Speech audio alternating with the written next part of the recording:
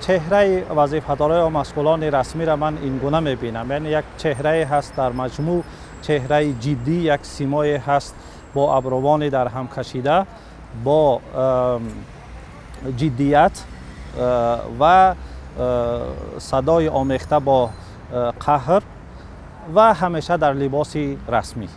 و برای آنکه یک فرد عادی به نزد یک مسئولی دولتی برود، یعنی یک فضای بسیار جدی را باید طی کند و در یک حالت خاص میتواند با مسئولان و وظیفه‌دارا هم صحبت شود. جرأت و استعداد راهبری خیلی ضعیف دارد. نمیتواند که استقلالیت اندیشه و فکر برای اصلاح و برای اصلاح جامعه، همچنین برای اصلاح هم ساحه خودش داشته باشد. اونا نمیتوانند بسیاری هاشون از دانش‌ها و ذخیره های اندیشوی فکری عمیق برخوردار نیستند.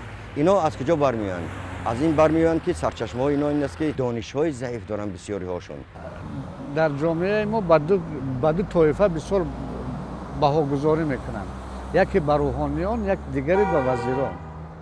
اگر به روحانیان نظر کنیم، اگر با شکم دمیده باشد، با ریش باشد، با مثلا اشاره از بیغمیش است که برای او خدا وجود ندارد. اون وزیری که در همین صورت است، برای او جمعیت اهمیت ندارد و پیش از همه اندیشه او تنها برای خود است و برای گروه هایی که در اطراف او هستند و در مجموع آنها تا اندازه خودی پرستند، کوشش میکنند که وقتی که وظیفه صاحب شدند همونهایی را به نزدیک خود جمع کنند که از خشت تبار خود هستند.